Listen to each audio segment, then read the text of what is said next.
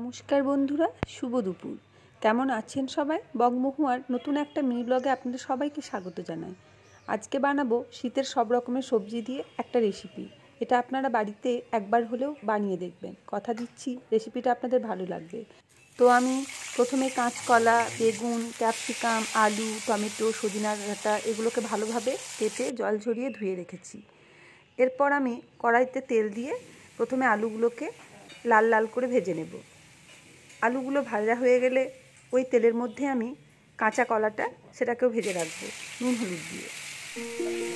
নেড়ে চেড়ে কিছুক্ষণ কাঁচকলাটাকে ভালোভাবে ভেজে নিতে হবে। তারপর সেটা ভাজা হয়ে গেলে সেটা তুলে রাখবো। এরপর আমি সেই তেলের মধ্যেই একে একে সজনা ডাঁটা সেটাকেও দিয়ে ভালোভাবে ভেজে নেব। এটাকে খুব বেশি ভাজার দরকার নেই, কারণ এখন সজনা ডাঁটা খুব নরম। তারপর ওই তেলের মধ্যে গাজরটা দিয়ে সেটাও ভেজে রেখে তুলে রাখবো। সব শেষে আমি বেগুনটাকে ভালোভাবে ভেজে নেব লবণ এবং হলুদ মিশিয়ে। বেগুনটাকে খানিকক্ষণ নেড়ে চেড়ে ভেজে নিলে বেগুনটাও সুন্দর ভাজা হয়ে যাবে।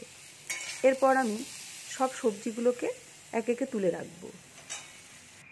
সব রকম সবজি মিশিয়ে কোনো একটা রান্না আমার ভীষণ প্রিয়, সেটা যে সবজি হোক না কেন। ঠিক আছে বন্ধুরা, তো সব সবজি ভাজা হয়ে গেছে। এবার আমি কড়াইতে আরও একটুখানি তেল দিয়ে সেটার মধ্যে একটুখানি 5 ফোড়ন আর রাঁধুনি, শুকনো লঙ্কা এবং তেজপাতা ফোড়ন দেবো। তারপর সেগুলো ভাজা হয়ে গেলে সেটার মধ্যে আমি আদা দিয়ে দেবো। আদাটাও ভালোভাবে হালকা আঁচে ভেজে নিয়ে টমেটোটা দিয়ে একটু আঁচটা বাড়িয়ে ভালোভাবে ভেজে নেব। তারপর একে একে সব মশলা, জিরে গুঁড়ো, ধনে গুঁড়ো, লঙ্কার গুঁড়ো, লবণ, হলুদ এসব দিয়ে ভালোভাবে মশলাটা কষিয়ে নেব। তারপর ক্যাপসিকামটা আগে দেব। ক্যাপসিকামটাকে দিয়েও ভালোভাবে নেড়ে চেড়ে ভেজে নেব। এরপর একে একে আলু, ভেজে রাখা আলু, তারপর কলা, গাজর, সজনা ডাঁটা এগুলো সব আমি একসাথে ভালোভাবে মশলার সাথে ভেজে নেড়ে চেড়ে মিশিয়ে নেব। রান্নাটা আমরা দুজনে মিলেই করি। যখন ছেলেটা চিৎকার করে মামা করে কাঁদে তখন আমাকে যেতে হয়, তা এখন পলাশ করছিল। এরপর সব শেষে আমি ভেজে রাখা বেগুনগুলোকে দেবো, কারণ বেগুনগুলো ভাজার সময়তে এমনিই সিদ্ধ হয়ে গেছে। আগে দিয়ে দিলে সেগুলো ঘাঁটাঘাঁটি হয়ে যাবে।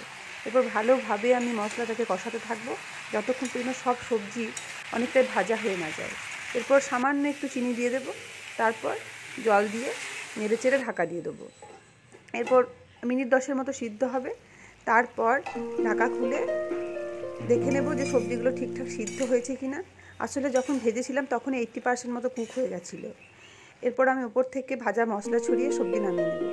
আজকের শীতের সব রকমের সবজি দিয়ে একটা রেসিপি আমার বানানো হলো। এটা কেমন লাগলো অবশ্যই আপনারা জানাবেন।